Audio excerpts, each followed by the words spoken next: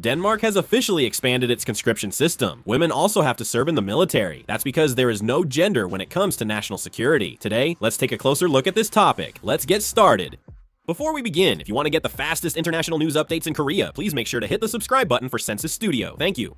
Reuters reports that Denmark now requires everyone, regardless of gender, to be subject to the draft under its new conscription system. On August 3rd, 1,600 new conscripts in Denmark began their now extended mandatory service, entering training camps as part of an 11-month service term instead of the previous 4. The new recruits who enlisted this time are being assigned to 14 units located throughout Denmark. It's particularly noteworthy that about 20% of all conscripts are women. The service period lasts a total of 11 months. After completing 5 months of basic military training, the conscripts will spend the remaining 6 months carrying out actual operational duties.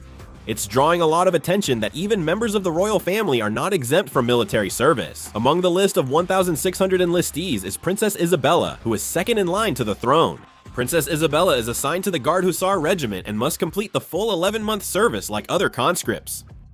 This measure followed the Danish Parliament's passage of a bill last June to expand conscription.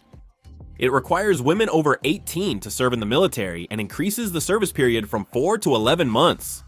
The Danish government is currently planning to gradually increase the number of conscripts from the current 5,000 per year to 7,500 by 2033. Currently, the Danish military has about 9,000 personnel. Of these, around 4,700 are conscripts and the remaining 4,300 are professional soldiers. However, since this number will increase to 7,500 by 2033, the total military personnel will exceed 10,000 by then. Denmark's decision to significantly strengthen its military is not only due to the ongoing security threat from Russia, but also because of strong pressure from its ally, the United States. As the US asserts sovereignty over Danish-ruled Greenland, Denmark has grown increasingly alarmed about its security. Previously, Denmark's intelligence agency labeled the United States a potential security threat, indicating Denmark's ongoing caution toward the US. I'll discuss this further later. Denmark is preparing to deploy conscripts to Greenland, its autonomous territory, for the first time in history. A company-sized unit of about 100 conscripts will be sent to Greenland for a month to assume operational duties previously handled by professional soldiers. In particular, a notable feature of Denmark's introduction of the women's conscription system is the proactive attitude of women toward fulfilling their duties and the high level of social awareness. This stands in stark contrast to the situation in Korea. In Denmark, military service provides a real advantage for an individual's career. The job training and experience gained in the military are officially recognized as work experience in the job market, and the economic compensation and welfare benefits provided during the service period are also set at a very high level. With quality treatment and institutional support, Danish women now view military service as not just as an obligation, but as an opportunity for professional growth. Before the system was formalized, women's organizations and civil society already pushed for women's conscription to promote gender equality. This is because there is a deep-rooted awareness that sharing the duty of national defense is the true completion of gender equality and the exercise of rights. This trend of introducing a women's conscription system is not limited to Denmark alone. Many European countries facing security concerns are considering women's conscription to boost military personnel and defense readiness. In particular, Germany and Switzerland are most actively discussing the introduction of conscription for women as a key alternative to solve the problem of troop shortages and to reorganize overall military capacity. Anyway, the key issue we need to focus on closely is the United States' attempt to annex Greenland.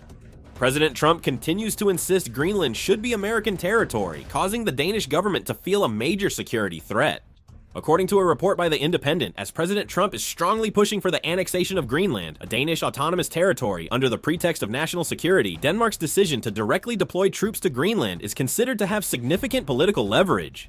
President Trump has personally presented a bold prediction that he will ensure Greenland comes under American control before his term ends in January 2029. He has consistently argued that securing Greenland is crucial for America's national security and insists the US must expand its influence in the Arctic. He highlighted how Russia and China are aggressively expanding their military and economic power in the Arctic. He repeatedly stresses that if the United States doesn't control Greenland, it will lose a key strategic edge to hostile rivals. President Trump's comments about annexing Greenland are not a recent development. He has openly expressed his intention to annex Greenland since his previous presidential term, and he even boldly mentioned a concrete plan to directly purchase Greenland from Denmark. At the time, his view of a sovereign nation's territory as something to sell caused major shock and controversy internationally. The Danish government and Greenlandic authorities immediately expressed strong opposition, firmly maintaining that Greenland is absolutely not something that can be bought or sold for money.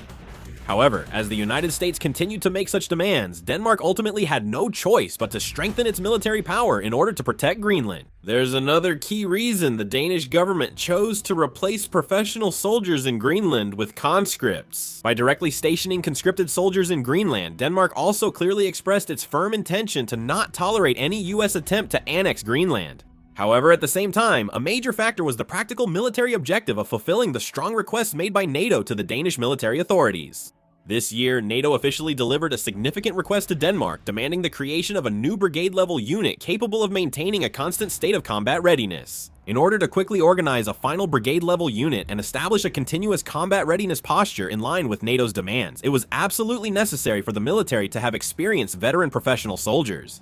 However, in the past, a significant number of experienced professional soldiers had been stationed in Greenland for extended periods, carrying out their missions there. Accordingly, the Danish military had to take measures to urgently recall the professional soldiers stationed in Greenland back to Denmark in order to form the core force of the new brigade-level unit required by NATO. To fill the vacancies left by the professional soldiers recalled to Denmark, conscripts who had completed their training were strategically deployed to Greenland as replacements. This reflects the meticulous calculation of the Danish military authorities, who aim to concentrate their limited elite professional forces in the country's key combat brigades, while minimizing the security vacuum in the vast Greenland region. Some have analyzed that this entire series of events was part of President Trump's plan. In fact, Denmark's defense spending was quite restrained until just a few years ago. Until 2022, Denmark's defense spending remained at about 1.1% of its GDP.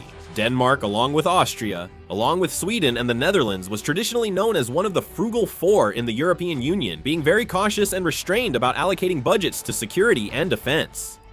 The full-scale war in Ukraine marked a major shift in Denmark's security policy. In 2023, Denmark sharply increased its defense budget to 2.01% of its GDP, and for the first time in history achieved NATO's minimum defense spending target of 2% that has been demanded of member countries. In addition, when President Trump openly revealed his blatant ambition to forcibly annex the autonomous territory of Greenland, Denmark felt an extreme sense of security crisis and once again significantly increased its defense budget. As a result, by 2026, Denmark's defense spending as a percentage of GDP reached as high as 3%. Ironically, the goal of strengthening the defense capabilities of European countries, which President Trump had persistently and strongly demanded, was rapidly achieved due to the strong political pressure and annexation threats imposed by President Trump himself. This recent move to strengthen defense capabilities is not limited to changes in Denmark alone. NATO is calling on member countries to adopt a permanent combat readiness and is formally demanding the formation and deployment of strong brigade-level units. As a result of massively expanding rapid deployment brigade units that can be immediately sent to various parts of Europe, including the Eastern European front, the number of military bases capable of responding to a full-scale war is increasing significantly. At the same time, across the entire European continent, there are enormous changes taking place as the defense industry structure is being reorganized into a wartime production system. Countries are running production lines for key military supplies like ammunition, shells, and missiles that had previously been scaled back at full capacity, greatly boosting output. The European Union is raising major funds for joint military procurement, strengthening the defense supply chain, and steadily implementing rearmament measures. Europe's rearmament is advancing faster and on a larger scale than at any time since the Cold War. Europe's security landscape is rapidly transforming, driven by major increases in military resources, defense spending, and large-scale purchases of advanced weapon systems at a pace unlike before.